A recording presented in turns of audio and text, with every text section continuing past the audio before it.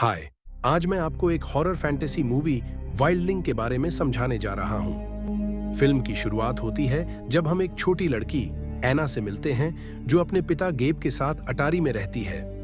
गेब उसकी देखभाल करता है, उसे खिलाता है और पढ़ाई लिखाई सिखाता है, लेकिन एना को अटारी से बाहर जाने की इजाजत नहीं है।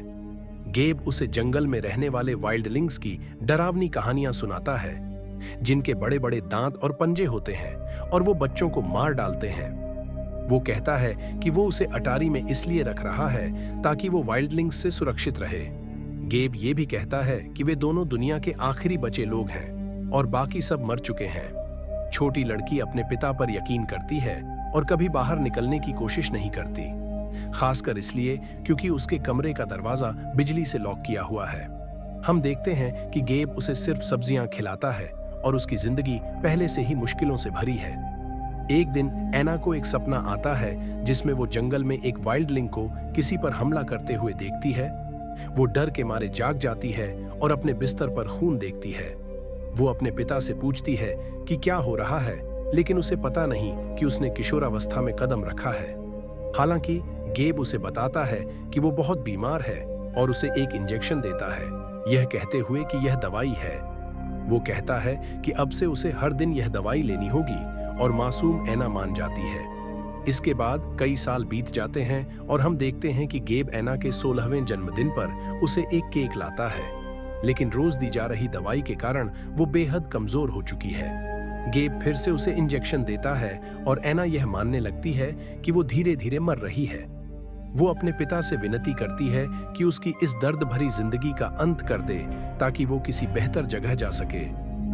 यह सुनकर गेब भावुक हो जाता है और उसे मारने के लिए बंदूक निकालता है, लेकिन अपनी बेटी को मारने का साहस नहीं कर पाता। इसके बजाय वो उसे आंखें बंद करने के लिए कहता है और खुद को गोली मार लेता है। अगले सीन में एना एक अस्पताल के बिस्तर पर जागती है और खुद को एक अजीब जगह पर देखकर घबरा जाती है। वो वहां से भाग जाती है और इमारत की छत पर चढ़ जाती है, जहां वो पहली बार बाहरी दुनिया को देखकर हैरान हो जाती है।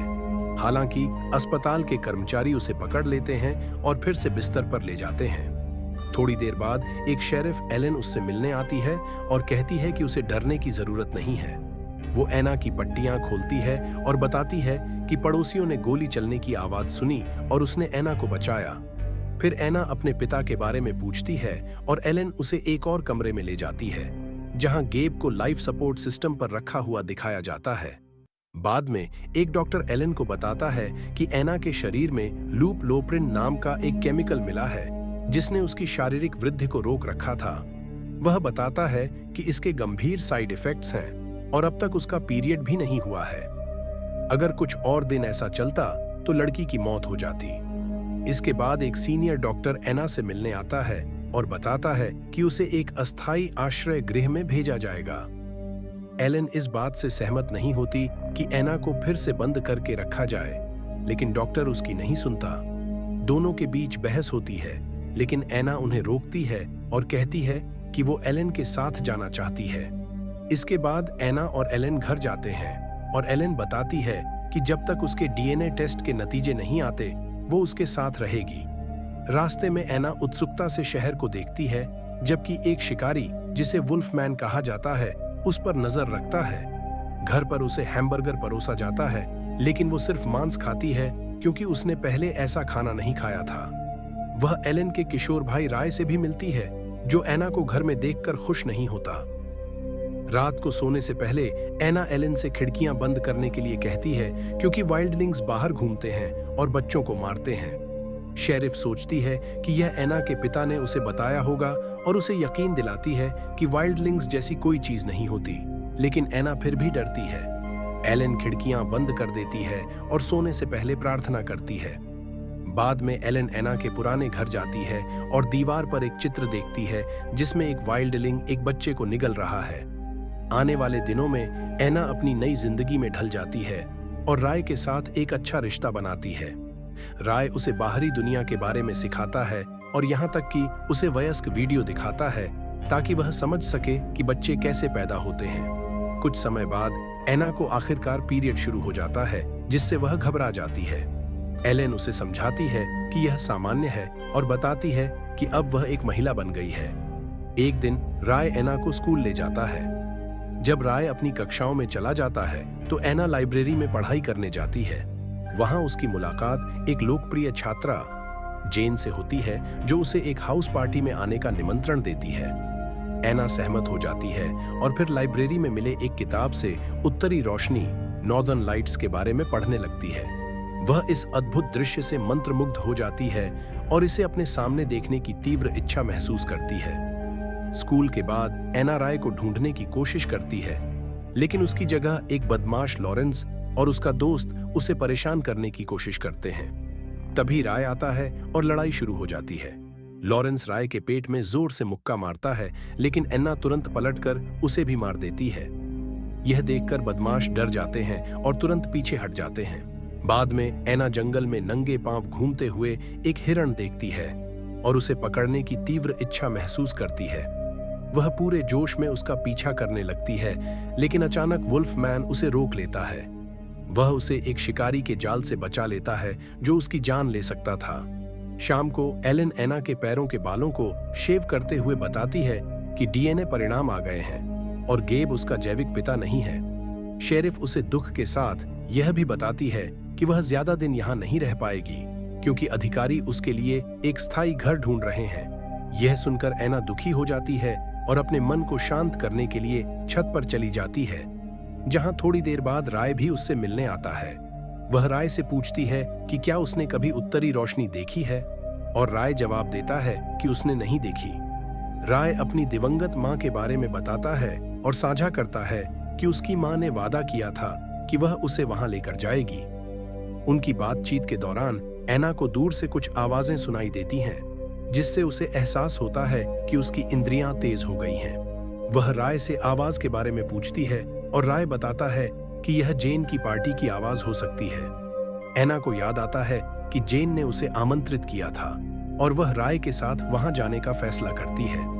थोड़ी देर बाद दोनों पार्टी में पहुंचते हैं, जहां लॉरेंस एक बार फिर राय को डराने और अपमानित करने की कोशिश करता है, लेकिन वे दोनों उसे नजरअंदाज कर देते हैं और शराब पीने लगते हैं। वे एक रोमांटिक गाने पर नाचते हैं और अचानक एक दूसरे को किस कर लेते हैं। इसी पल एना के मुंह से खून निकलने लगता है और वह डर के मारे बाथरूम में भाग जाती है। वह देखती है कि उसके कई दांत गिर रहे हैं, जिससे वह डर जाती है। इस बीच राय बाथरूम के दरवाजे पर दस्तक देता है और पूछता है कि क्या वह ठीक है। वह उसे घर ले जाने की पेशकश करता है, लेकिन घबराई हुई एना खिड़की से बाहर कूदकर जंगल की ओर भाग जाती है। थोड़ी देर बाद उसकी मुलाकात लॉरेंस से होती है, जो उसका कपड़ा फाड़ देता है और उस पर हमला करने की कोशिश करता है। यह देखकर एना उसे एक वाइल्डलिंग की तरह देखने लगती है और उस पर जोरदार हमला करती है। वह अपने तेज दांतों से उसका गला फाड़ देती है, जिससे लॉरेंस तुरंत मर जाता है। कुछ सेकंड बाद एना को होश आता है और उसे एहसास होता है कि उसने एक इंसान को मार डाला है। वह बहुत उलझन में होती है और अपने पुराने घर की ओर भाग जाती है, जहां वह रात बिताती है। अगली सुबह एना शावर लेती है और गेब के कुछ कपड़े पहन लेती है। इसके बाद वह घर छोड़कर शहर में घूमने लगती है और आखिरकार उसकी मुलाकात एलन से होती है। शेरिफ एलन उसे घर लेकर आती है और पूछती है कि वह पिछली रात कहाँ थी, क्योंकि वह बहुत चिंतित थी। इससे पहले कि एना जवाब दे, एक अन्य शेरिफ रोजर आता है और एलन को सूचित करता है कि लॉरेंस पिछले रात से लापता है। वह बताता है कि लॉरेंस उसी पार्टी में था जिसमें एना और राय गए थे और वह एना से इस बारे में पूछताछ करना चाहता है, लेकिन एलन उसे वादा करती है कि वह एना से बात करेगी और उसे भेज देती है। इसके बाद एलन एना से लॉरेंस के बारे में पूछती है, लेकिन एना कोई जवाब नहीं देती और अपने नाखूनों को पेंट करने लगती है। तभी राय आता है और उससे अकेले में बात करने की मांग करता है, जिसके बाद एलन कमरे से बाहर चली जाती है। राय एना से पार्टी के बाद क्या हुआ इसके बारे में पूछता है और उसे चेतावनी देता है कि अगर उसने बेवकूफी की तो वह उसकी रक्षा नहीं कर पाएगा। एना चुप रहती है, लेकिन राय नोटिस करता है कि उसके कई दांत गिर चुके हैं। वह डर जाता है और अपनी बहन को फोन करने जाता है, यह कहते हुए कि उन्हें एना को अस्पताल ले जाना होगा। इस बीच एना मौका पाकर घर से भाग जाती है और जंगल की ओर भागती है। वहां उसकी फिर से मुलाकात वुल्फमैन से होती है, जो उसे कुछ मांस देता है, जिसे वह जंगली जानवर की तरह खाने लगती है। वुल्फमैन उसके नाखूनों और दांतों की जांच करता है और उसे यह चौंकाने वाली सच्चाई बताता है कि वह एक वाइल्डलिंग है। वह यह भी बताता है कि 16 साल पहले स्थानीय शिकारी वाइल्डलिंग्स का सफाया कर चुके थे, लेकिन ऐसा लगता है कि वे सभी मरे नहीं थे, क्योंकि वह अभी भी जीवित है। फिर वुल्फमैन एना को एक गुफा की ओर इशारा करता है और कहता है कि उसकी मां वहां है। एना उत्साहित होकर गुफा के अंदर जाती है, लेकिन थोड़ी दूर जाने पर उसे अपनी मां की खोपड़ी मिलती है, जिसमें गोली का निशान होता है। एक फ्लैशबैक के जरिए हमें पता चलता है कि गेब उन स्थानीय शिकारियों में से एक था, जिसने उसकी मां की हत्या की थी। लेकिन जब उसने पास में एक इंसान जैसे दिखने वाले बच्चे को रोते हुए देखा, तो वह उसे मार नहीं सका और उसे अपनी बेटी के रूप में पालने का फैसला किया। उसने एना को एल्प्रोइन का दैनिक इंजेक्शन दिया ताकि वह बड़ी न हो सके और वाइल्डलिंग में तब्दील न हो सके। वर्तमान में एना अस्पताल लौटती है और दूर से गेब को देखती है। जब गेब उसे देखता है तो वह घबरा जाती है और भाग जाती है।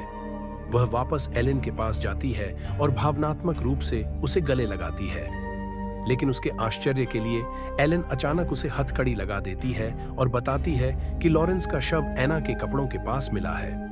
एलन माफी मांगते हुए कहती है कि उसे ऐसा करना पड़ा और एना को हत्या के आरोप में जेल में डाल देती है।